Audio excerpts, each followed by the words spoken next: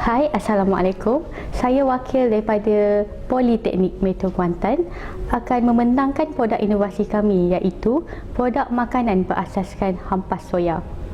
Hampas soya merupakan bahan buangan bernutrisi tinggi dan mudah untuk didapati.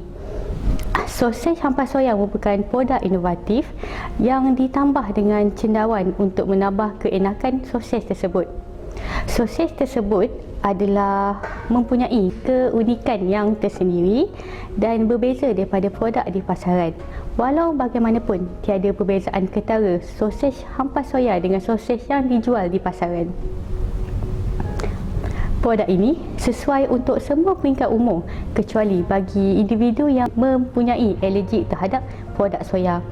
So, bahan buangan daripada pemprosesan soya ini bernutrisi tinggi dan sangat bagus dijadikan sebagai makanan. Hampas soya mengandungi kandungan protein yang tinggi dan fiber yang tinggi untuk dimakan. Walau bagaimanapun, hampas soya tidak digunakan sebagai produk makan, sebaliknya digunakan sebagai baja ataupun makanan kepada haiwan ternakan. Hampas soya juga biasanya akan dibuang di ladang ataupun dibakar. Pembakaran hampas soya menyebabkan kandungan karbon dioksida yang tinggi dan ini boleh menyebabkan pencemaran. Oleh itu, inovasi ini fokus untuk menyediakan produk makanan berasaskan kepada hampas soya. Kami memilih sosis kerana sosis adalah makanan yang diminati oleh semua peringkat umur. Hampas soya sangat mudah untuk didapati. Semua kilang memproses hampas soya akan membuang hampas soya tersebut dan ia adalah sangat-sangat murah. Kenapa kami pilih hampas soya? Hampas soya merupakan bahan buangan daripada penghasilan kacang soya iaitu air soya, tofu, tahu, minyak kacang soya dan sebagainya.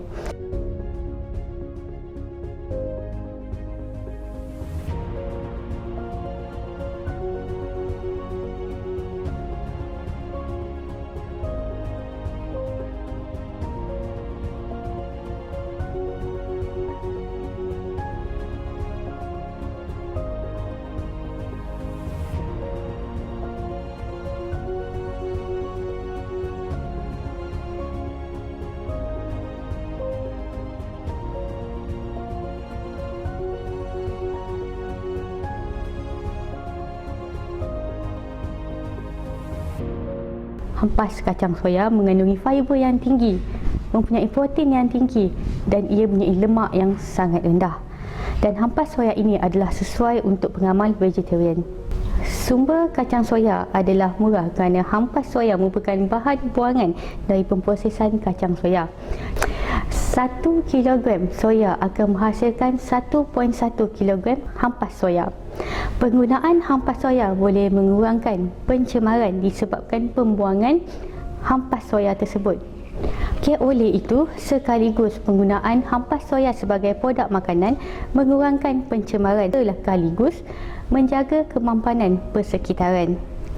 Pada masa yang sama, produk ini boleh menyelesaikan masalah kekurangan protein yang dihadapi oleh penduduk negara mundur. Produk ini mempunyai potensi untuk dikembangkan dan mudah untuk disediakan. Objektif kajian ini adalah untuk meninjau penerimaan responden terhadap produk berasaskan hampas soya.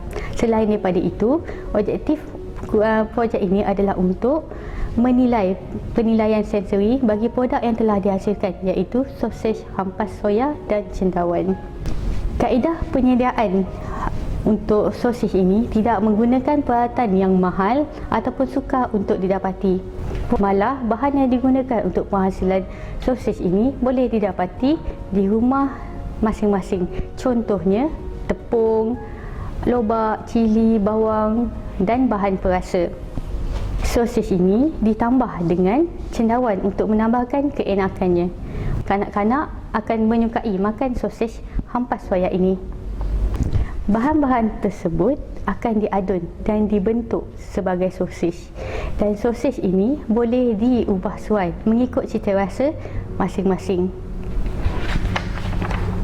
Sosis yang telah dibentuk perlu direbus terlebih dahulu selama 5 hingga 20 minit dan kemudiannya sedia untuk dimakan.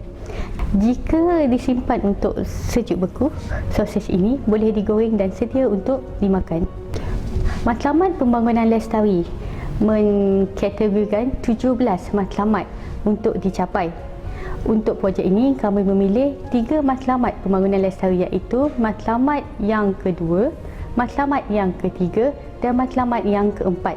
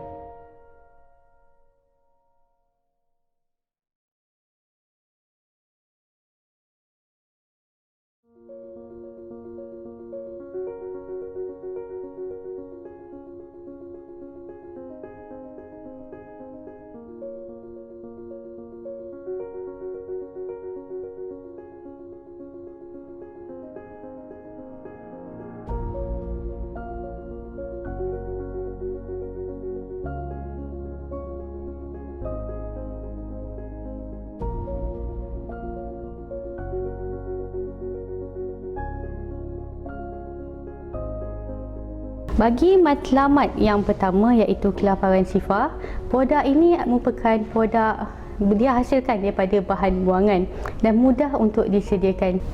Untuk negara-negara yang mundur, sumber hampas kacang soya boleh dijadikan sumber protein untuk dimakan. Pembuatannya adalah mudah dan boleh disediakan di rumah masing-masing. Untuk matlamat pembangunan lestari yang ketiga, iaitu kesihatan baik dan kesejahteraan. Hampas soya mempunyai khasiat yang sama dengan kacang soya, maka ia baik untuk kesihatan. Kandungan protein yang tinggi, fiber yang tinggi, asid amino yang penting menunjukkan bahawa hampas soya ini sangat sesuai untuk dimakan dan boleh mengatasi masalah kekurangan nutrisi. Yang terakhir sekali adalah matlamat pembangunan lestari yang keempat, iaitu pendidikan berkualiti. Projek ini merupakan projek inovasi yang boleh menggalakkan para pelajar untuk menjadi lebih kreatif dan inovatif. Pelajar akan menjadi lebih kreatif dan inovatif dalam penghasilan produk, dan dalam masa yang sama, pelajar juga diajar untuk mencapai matlamat pembangunan lestari.